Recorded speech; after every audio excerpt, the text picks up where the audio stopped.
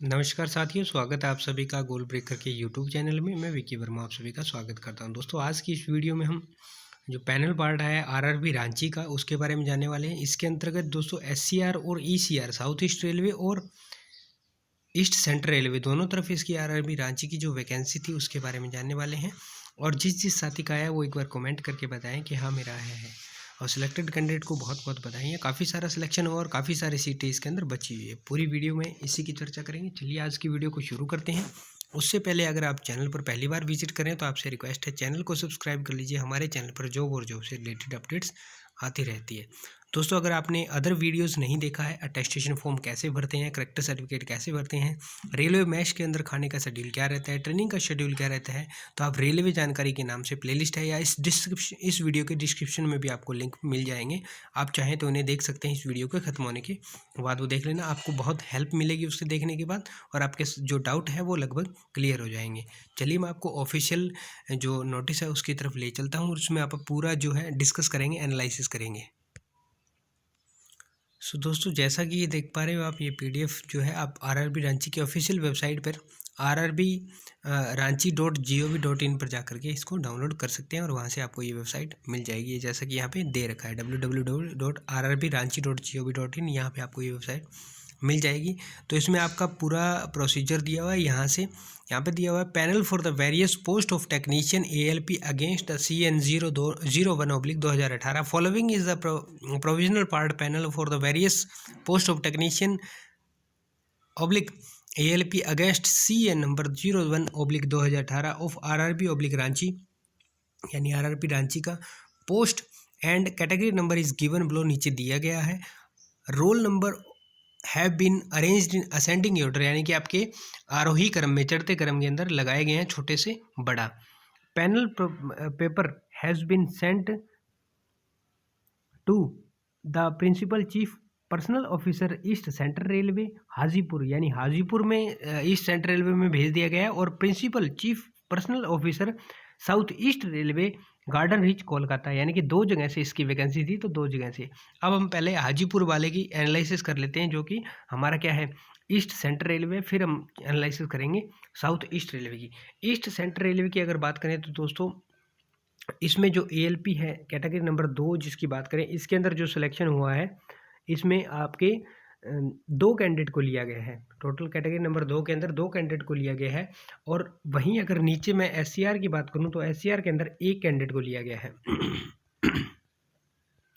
ये आप देख सकते हो यहाँ पे SCR के अंदर 1 कैंडिडेट को, यानी कि टोटल 3 ALP का मात्र इसके अंदर सिलेक्शन हुआ है। अगर पुरानी मैं वैकेंसी टेबल को उठा करके देखूं और पुरानी जितने भी आपके पैनल आए हैं सभी को अगर एनालिसिस करके देखूं, तो मैंने किया है, तो मैं आपको बताऊंगा कि इसके अंदर जो आपकी टोटल वैकेंसी है ना, वो 2031 वैकेंसी है आपकी, यानी कि 1400 तो SCR दोनों को मिला करके 62 है यहाँ पे, यानी कि 2031 है।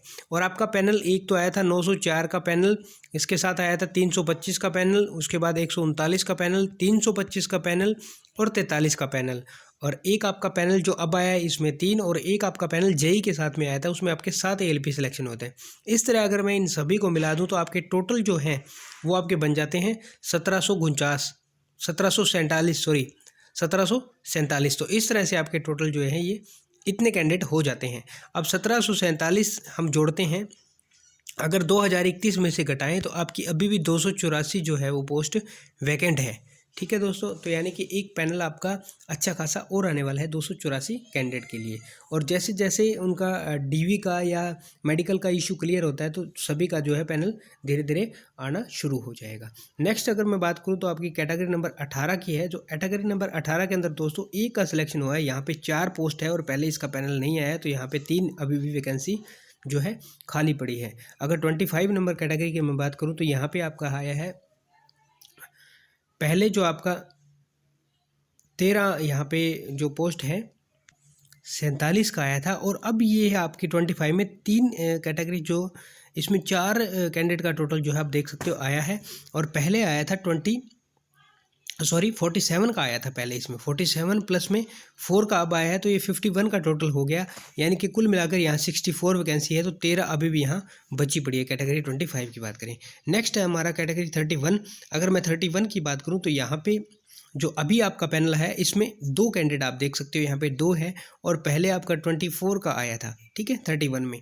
और यहाँ पे टोटल अगर वैकेंसी की बात करूँ 39 है, इसमें से अगर 26 घटा दूँ, 24 और 2 26 मिला करके, तो आपकी 13 वैकेंसी अभी भी इसमें रिक्त है।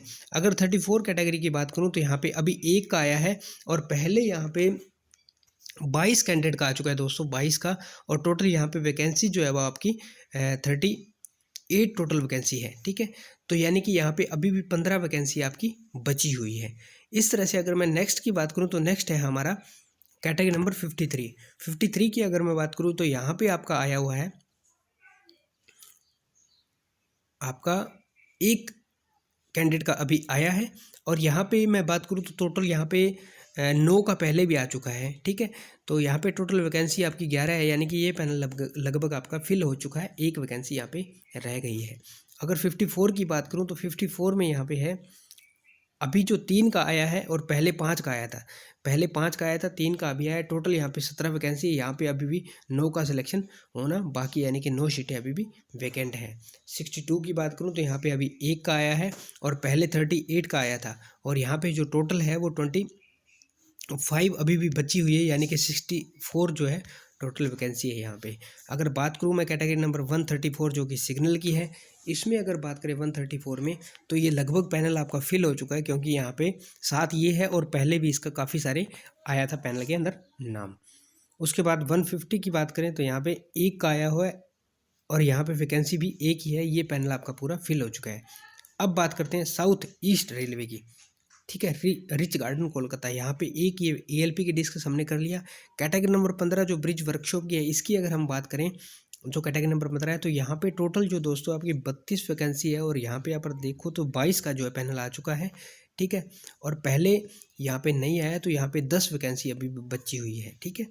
अगर मैं बात करूँ 25 कैरीज एंड वैगन, तो इसके अंदर भी आपका 26 का आया है, ठीक है।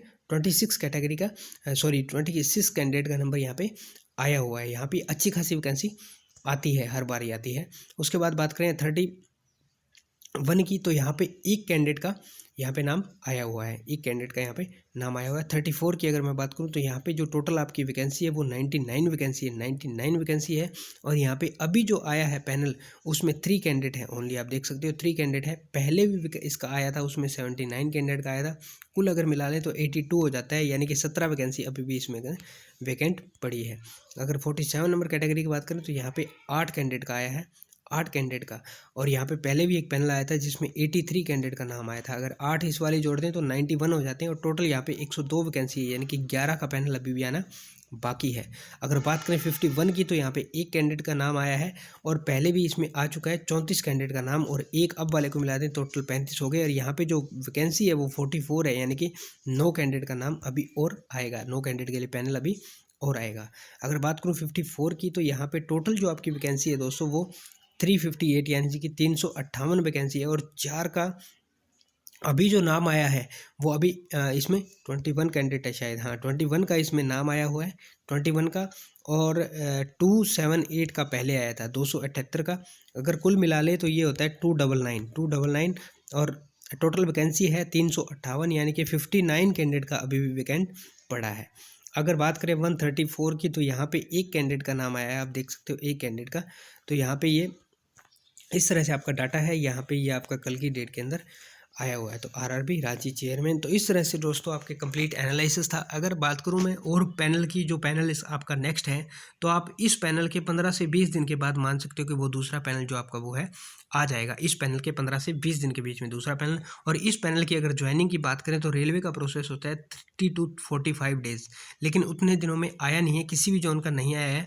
अगर बहुत ज़्यादा हार्डली ये लोग काम करते हैं, बहुत लोग फास्टली काम करते हैं और बाई मेल या बाई मैसेज सारा कुछ प्रोवाइड करते हैं, तब आपका आने का पूरा चांस है। अदरवाइज आपका 30 to 45 डेज़ के अंदर आता नहीं है। आप लगा सकते हो कि आफ्टर 2 मंथ्स के बाद ही, आपका 60 डेज़ के बाद ही आता है। तो ये एनालिसिस मैंने देखा है। तो दोस्तों ये थी आपकी वीडियो। आई होप कि वीडियो आपके लिए हेल्पफुल होगी। अपने साथियों के साथ शेयर कर दें और वीडियो को लाइक करते हैं। मिलते हैं नेक्स्ट वीडियो में नेक्स्ट अपडेट के साथ। तब तक के लिए जय हिंद, जय भारत, वंदे मातरम साथियों।